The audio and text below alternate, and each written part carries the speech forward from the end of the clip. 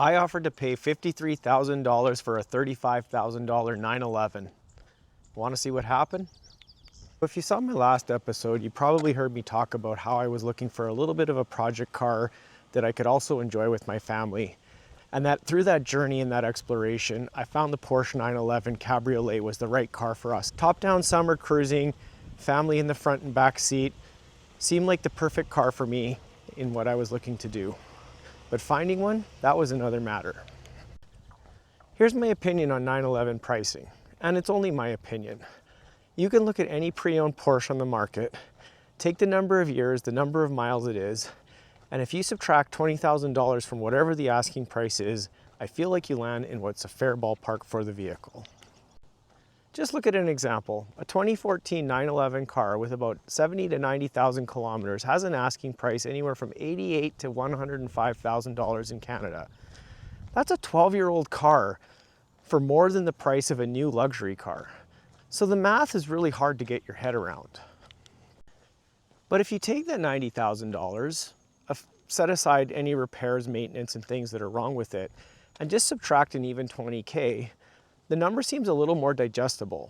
Like $70,000 for a luxury sports car seems a little bit more appropriate. And it works at every level. If you look at the cars that are a little higher spec and in the 150 price range, 150, you take 20K off of those and you're into 130K. The number seems to make a little more sense. And it wasn't just my own opinion that was telling me this story. The market data showed the same thing. Cars of that age and genre sitting at 90, 95,000, 89,000. I've seen Porsches sitting on the market for over 400 days. Does that tell you that the car is in the right price point? Because this was a project car and because I was going to do some of the work myself, I decided to take a look at the cheapest 911 for sale in all of Canada. It was a 2014 911 Cabriolet Carrera, base model, about 90,000 kilometers, 2014 year, and it was $75,000. But it was sitting for over 6 months in a dealer in Vancouver. I called the dealer up and I expressed interest in the car. Right away, the dealer explained to me that someone else had looked at buying the car also, and they took it in for a PPI and found out that the car had bore scoring. I talked to some Porsche experts and they said if the car's got bore scoring, just walk away. I wanted to see this one through for myself. So I spoke with the dealer and I asked if I could fly out to Vancouver and have a car inspected. Bore scoring seemed like a subjective thing to me. After all, one mechanic's opinion of moderate might be another mechanic's opinion of mild. Maybe I could get a really good deal on this car, and after 4 or 5 years of enjoyment, I could take on the engine rebuild as a project myself. So by design, as part of my due diligence practice, I looked at the Carfax and I actually arranged to get the car inspected at a reputable Porsche dealer in the city where it had previous service history before. I actually figured if I could get the car into someone that had looked at it, I might be able to get a little bit more of the history of that vehicle. Oftentimes I feel like buying these cars, you're playing more of a detective than a shopper. This is also good to know for yourselves if you're looking at vehicles of this nature, that oftentimes once the car runs out of warranty, they stop going to the dealership for service and maintenance. What I did observe is oftentimes these cars will spend the rest of their life at the same aftermarket specialist who's equally up to the task of maintaining these vehicles, and all the service records are still documented. I booked the cheapest flight I could, and at 7 a.m. I was on my way to Vancouver to drive the car to the Porsche specialist to get it inspected. This dealer didn't have the resources to take it there themselves, so I put the expense out of pocket to go and look at the vehicle and have it inspected. It may go without saying, but for those of you that are going through this process, just make sure to get the bore scoring done first. Most dealers and specialists do this anyway. The reason being is if you're paying for the bore scoring inspection separately and on top of the PPI, if they find something there, it makes sense to call it quits with the rest of the inspection and stop at that point. Another little tip that I had from this one is that while the car was in on the hoist, the Porsche dealer that actually serviced the car early on in its life was 600 meters down the road from the shop I was in. So I walked over with the VIN number in hand and asked if they could pull the service history of the vehicle.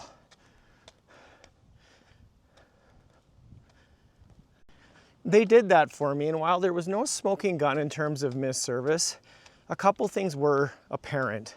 When the car came through for its major service, they had it on record that the owner deferred that, didn't want to do it. The second thing that was apparent is they themselves had never done a PDK service. So this is something, if you research it, it's good advice at a car from 10 to 12 years old. Now, dealerships are a little sensitive to do this because they don't want to divulge information to the previous owner. But if you talk nice and you work with a good service rep, they'll usually redact the name from the records and provide you with a copy of the service that had been done. So after a quick visit to the Porsche dealer to get the records, I went back to the shop that was doing the inspection, and it wasn't long before the mechanic walked in with the news. Yep, the car had bore scoring. And in their assessment, it was moderate, maybe 5 out of 10 bad. They asked if I wanted to keep going with the inspection, and after a couple minutes of reflection, I said no. This is something that, given the current price point, I don't really want to live with, but I'm going to experiment with this information later on when it comes to an offer. I declined the rest of the inspection, paid my bill, but before I was leaving, I also asked them to pull the service records for this vehicle. Because as I said, after it left warranty, this was the shop it spent most of its life at. They shared the records, again, redacting the customer's name for privacy reasons. But there was one little nugget of information that came out of their reports that I thought would be interesting to tease in my offer. This car had rodent problems. That's right.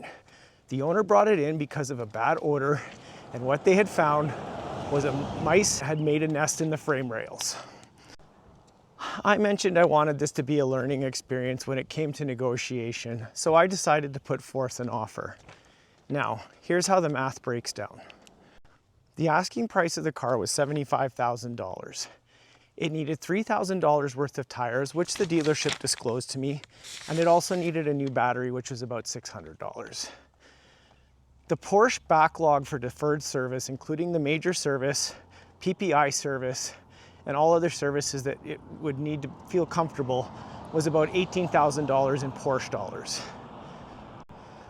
On top of that, I reached out to 5 different dealerships and specialists about an engine rebuild with bore scoring. The cheapest price I got was $35,000. The highest price was $50,000, with general guidance giving me expect to pay $40,000, because it really depends on what else they find wrong when they go to do the work. So if you're tracking the math on your screen, that's $75,000 minus $18,000 minus $3,000 minus $600 minus $40,000. If you take that all away, the cost basis for this car is $35,000.